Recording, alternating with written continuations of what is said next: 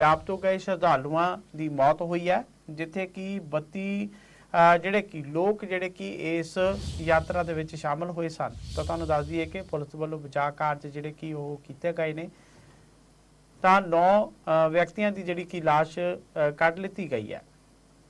ਤਾਂ ਇਸ ਮੌਕੇ ਤੇ ਕੀ ਕੁਝ ਫਿਲਹਾਲ ਦੀ घड़ी ਉੱਥੇ है, आओ ਤੁਹਾਡੇ ਨਾਲ ਕਰਦੇ ਹਾਂ ਸਾਂਝਾ।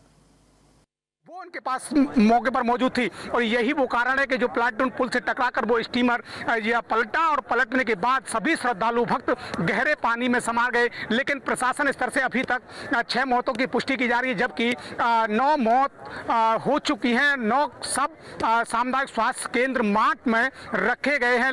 अब फिलहाल प्रशासन के जो अधिकारी हैं यहाँ रेस्क्यू ऑपरेशन चलाने की बात करें और रेस्क्यू ऑपरेशन चलता है। जिस तरीके से श्रद्धालु भक्त इस स्टीमर में सवार थे और 22 की 22 श्रद्धालु भक्त इस गहरे पानी में शिकार हुए। आप देखेंगे मौके पर भारी संख्या में जो लोग हैं वो यहाँ इकट्ठा हो चुके हैं, क्योंकि हर किसी को ये आशंका है कि कहीं ना कोई अपना जो व्यक्ति है वो इस स्टीमर में ना हो और कहीं अनहोनी ना हो गया हो। क्योंकि जिस तरीके से ये घटना हुई है, कहीं ना कहीं प्रशासन की जो व्यवस्था है उन पर लगातार सवाल खड़े करती हुई नजर आ रही है। हालांकि घटना का संज्ञान यूपी के सीएम योगी आदित्यनाथ ने जी लिया है और उन्होंने डीएम एसएसपी को तत्काल मौके पर भेजकर रेस्क्यू ऑपरेशन चलाकर सभी श्रद्धालु भक्तों को सकुशल निकालने की चेतावनी उनको दी है। कि उन्होंने साफ तौर से कहा कि किसी भी स्तर पर जो कोताही है वो बर्दाश्त नहीं की जाएगी। इस घटना में जो भी अधिकारी दोषी पाया जाएगा उसके खिलाफ कार्रवाई की जाएगी, क्योंकि जिस तरीके से ये घटना हुई उससे पहले भी इस तरीके के स्टीमरों के स्टैंड करते हुए वीडियो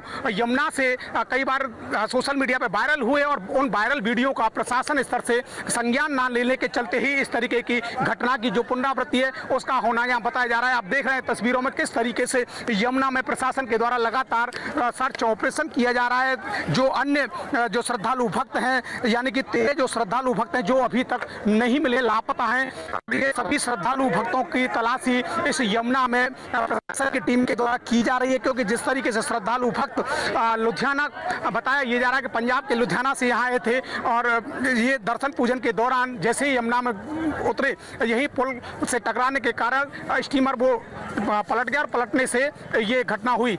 हालांकि डीएम के द्वारा ये बताया गया कि आर्मी की एक टीम को भी यहाँ बुलाया गया है, एनडीआरएफ की टीम भी यहाँ बुलाई गई और आप देख रहे हैं आर्मी के जवानों को यहाँ बुला लिया गया और एसडीआरएफ एनडीआरएफ की जो टीम है वो लगातार rescue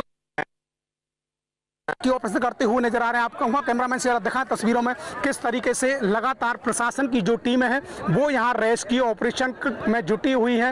DM SSP DIG Agra वो खुद यहाँ मौके पर पहुंचे हैं और लगातार इस रेस्क्यू ऑपरेशन की कमांड संभाले हुए हैं। लगातार मैं कहूँगा कैमरामैन से दिखाएं जिस तरीके से भीड़ का जो सैलाब और देखिए खासकर अब जो जिस तरीके से आर्मी की टीम को यहाँ बुलाया गया, आर्मी के जवानों को यहाँ बुलाया गया। मैं कहूँगा कैमरामैन से दिखाएं अब ये अपने आर्मी के जो जवान हैं वो अब इस पूरे रेस्क्यू ऑपरेशन की कमान संभालते हुए आपको नजर आएंगे। क्योंकि जिस तरीके से ये घटना हुई है, इस घटना से पूरे देश भर में एक प्रशासन की कार्यशैली पर बड़ा सवाल खड़ा हुआ है। क्योंकि जिस तरीके से प्रशासन की ये जिम्मेदारी थी, प्रशासन की व्यवस्था बनाने की बड़ी जिम्मेदारी है और लेकिन प्रशासन के जो व्यवस्था यहाँ होनी चाहिए थी वो कहीं व्यवस्था ना होने के चलते ये पूरा जो हादसा हुआ है और इस घटना को लेकर हर कोई अब स्तब्ध नजर आ रहा है। अब देखना यही होगा कि जिस तरीके से इस घटना का संज्ञान यूपी के सीएम योगी आदित्यनाथ के द्वारा लिया गया और उन्होंने कहा कि जो भी अधिकारी इसमें दोषी पाया जाएगा उसके खिलाफ सख्त कार्रवाई की जाएगी।